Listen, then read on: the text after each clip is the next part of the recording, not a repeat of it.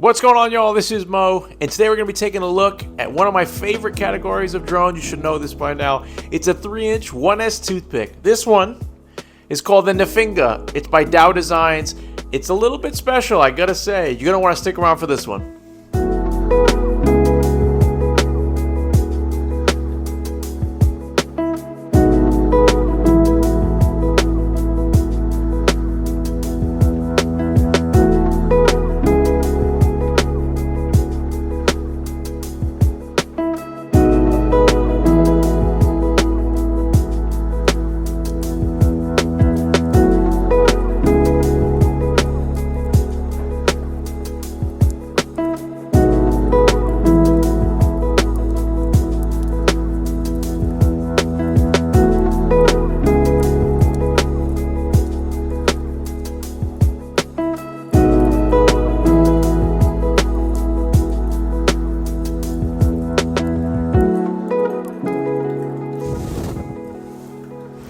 Alright, so we're going to get right into the flight footage here. I'm going to have two separate flights for you. I'm going to showcase firstly this 13mm build, the heavier build, and then next will be the 1202.5 lighter build. I have a soft spot for the lighter build, but both have their purpose. Right off the bat, I want to get something out of the way though. If you are looking to build one of these toothpicks, you do have to know how to tune at least to a moderate level.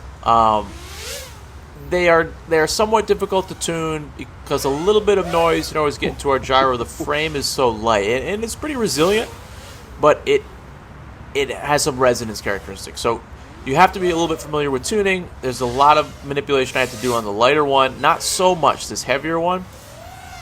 Not sure why that is. Maybe the larger motors and larger props gave the pid loop a little bit more authority. Either way, if you're comfortable with tuning, you can absolutely handle tuning one of these. Now this is a racing-oriented drone. Dow will tell you that it is meant primarily for racing. So I tried to do that. I put some gates up, and I'm not the best racer by any means, but I was just trying to showcase, what the drone was meant to do. And I can't really compare it to very many, racing quads. I can tell you that on 1S, on a lightweight build, it will respond immediately. As soon as you tell the quad to do something, it's going to do it. And operating under that philosophy, I think we want to keep the weight down as low as we can. I think if you're going to make a configuration with these 13mm motors, and I love these motors, I have them on my baby tooth.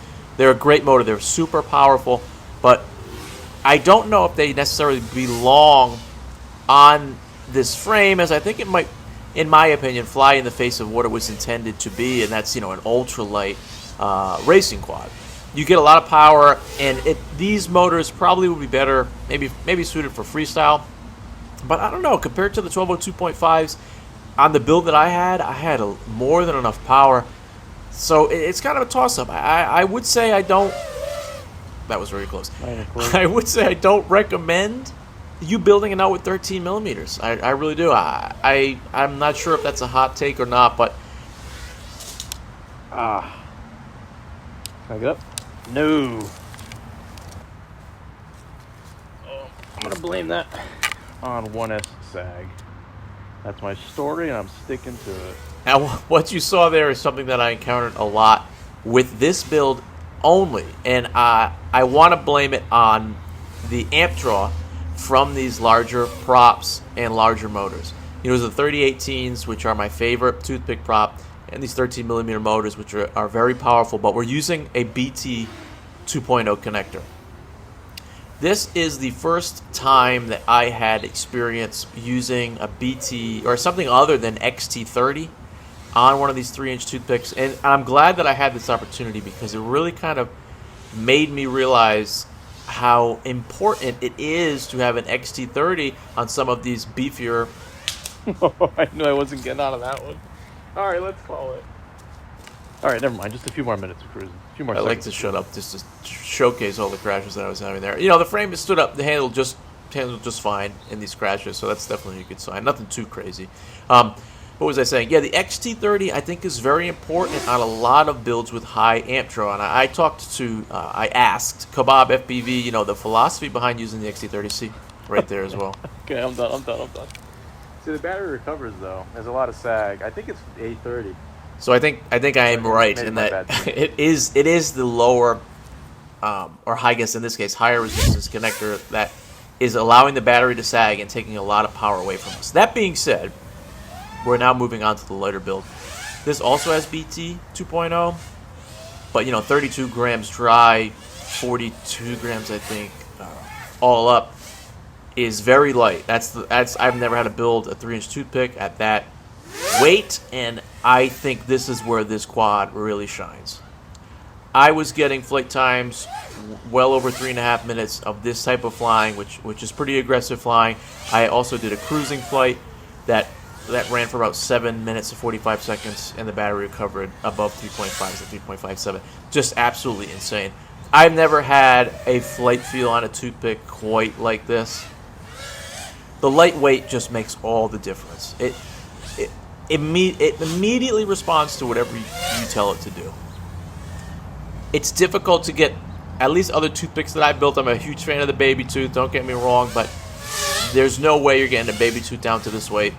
The frame itself is double what the Nuffinga weighs.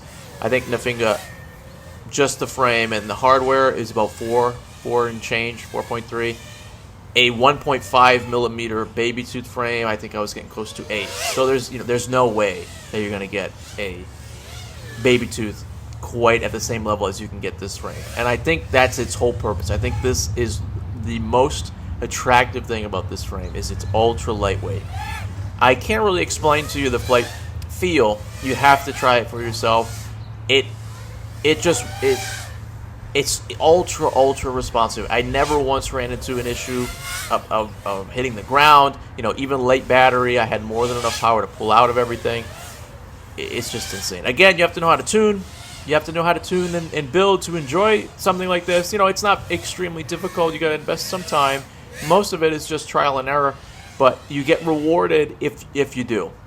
One thing I'm using here is the Happy Model Diamond FC, and this I wasn't completely comfortable with using, but you really can't beat it for the lightweight. And I think our amp draw is well below the peak that this board can support. I can't report on the longevity of it. Maybe I'm going to eventually burn it out if I keep pushing it. I put about 15 or so batteries into this quad, and no real problems. The tune in the video that you're watching is not 100% either. It can be a little bit better. I think my D is actually a bit too high, but that's neither here nor there.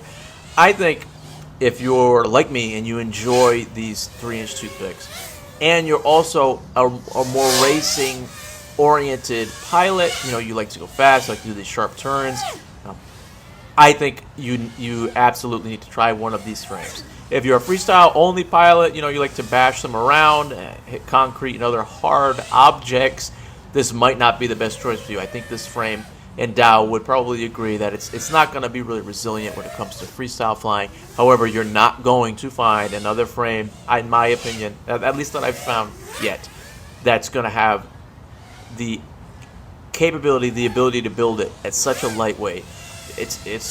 This is one of a kind as far as I'm concerned, at least at the moment. It's a lot of fun to fly around like this. And I'm not a good quote unquote fast pilot at all. And I felt really confident. I feel like I can get out of any situation, and it's because of that lightweight.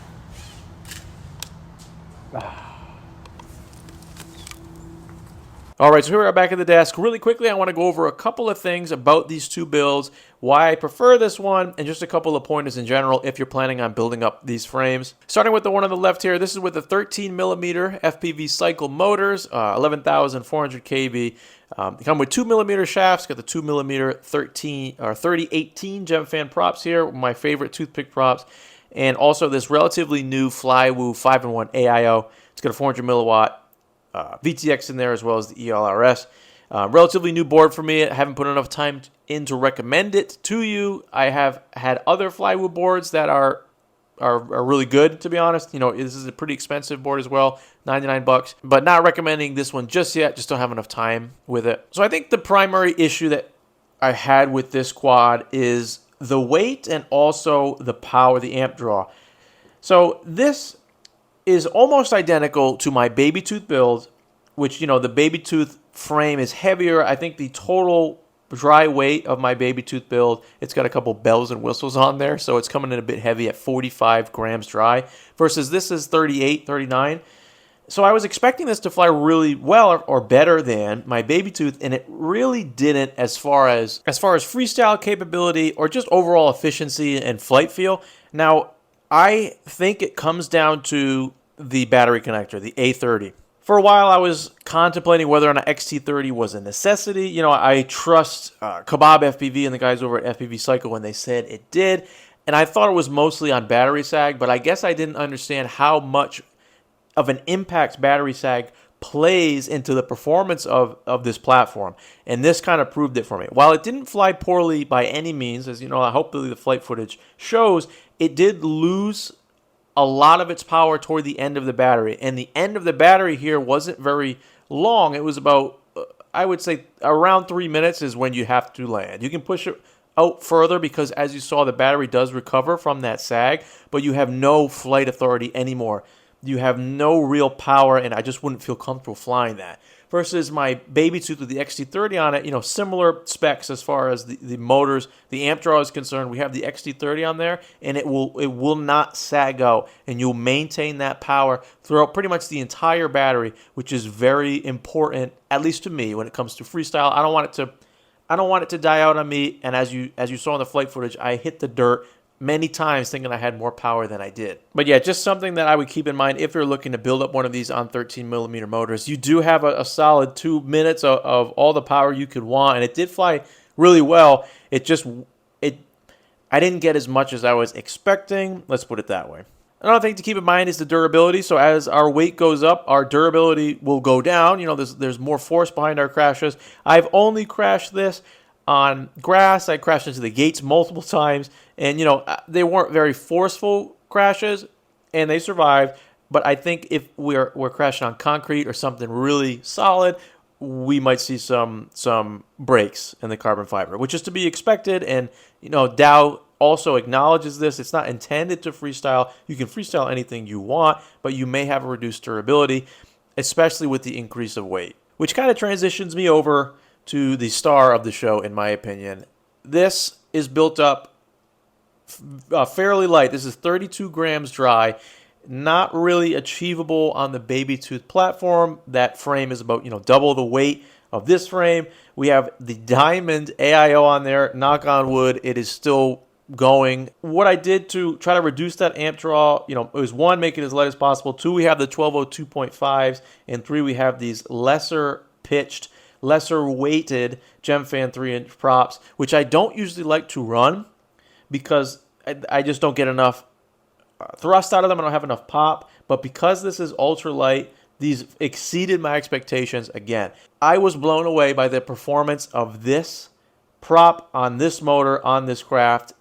The efficiency was through the roof. I got about 8 minutes of a light freestyle cruising flight on a 550 A30 battery. You know, in my flight footage, I'm not a racer, but I was pushing myself and pushing the drone a little bit on higher throttle values, and that thing got over 3.5 minutes easily. When I crashed, the battery recovered to 3.7. So, you know, blown away by the performance of this. And I think this is the whole idea of this lightweight frame. You know, make it as light as possible, light as you can. And if you can, it flies absolutely unlike anything else. Unlike any toothpick that I've flown, and I've flown a decent amount of 3-inch toothpicks, mostly on the baby tooth frame, and I love the baby tooth, don't get me wrong. If I was going to pick a freestyle oriented quad, it'd probably still be, you know, a 2mm baby tooth. It's just a solid platform, but it's heavier. And you know, if you're confident in your abilities, or you're racing, you know, or you want to freestyle and you're hoping not to crash, you have a 32 gram toothpick, and you're not going to get another flight feel like that. The baby tooth can't match this when it comes to that flight experience. And you know, this toothpick class is already so versatile in my opinion, and this is why it's one of my favorite, if not my favorite class, period.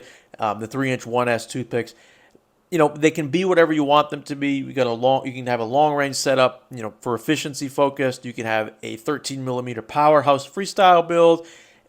This build kind of made me rethink that, in so far as it can kind of transcend all of those things. I was getting 8-minute flight times on this. I was getting insane pop and punch just based upon the weight alone. The only thing I'm assuming it lacks is the durability, but hey, it survived. It survived my abuse, my backyard abuse. And if you plan on crashing it similarly to me or flying an open field, I think this is a big winner. I really do. I think it has its place. That was one of the things I was concerned with off the start. I'm like, are you trying to dethrone a baby tooth? And it is not, smartly, it is not. It's just going for a different category. Its main focus is racing. It can do whatever you want it to do. But what it does better than, at least to my knowledge, is keeping that weight low. And there's a lot of benefits that come with lighter weight, especially in the micro world. All right, because I could probably talk about the 3-inch toothpick for hours, I'm gonna call it here. Thank you for those who stuck around for this long. I'm gonna go into a final closing thought segment here. Don't go anywhere. All right, so that about wraps it up here for the Nuffinga 3-inch 1S toothpick. Absolutely blown away by the performance of this one in particular. Not that I minded the 13mm one. It didn't feel as good as this one, and I think the spirit of this frame is to keep it as lightweight as possible. Just some closing thoughts. If you're gonna build this, it is safe to use the BT 2.0. As long as your weight is low, it's not going to sag out. If you're building a 3-inch toothpick in general, you might want to stick with XT30 if you're around 40 grams dry. The battery sag, especially if you're on the 13mm motors, the battery sag really does a lot for performance. I asked Kebab that question, and he explained it to me, and you can't doubt Kebab when it comes to the toothpick. So just trust. This is my favorite platform for a reason. You absolutely have to try something like this out. Dow is an amazing company. They're really good guys. I don't think you can find a lighter frame on the market, especially if you're interested in racing. This is a clear winner. If you're freestyle bashing, you might want to be careful with this. It can still do it, but overall, such a fun platform. I love the 3-inch category. 1S, 2S, 3S is just bananas. Anyway, thanks for watching this video. I hope you enjoyed it. This has been Mo, and I'll catch you on the next one.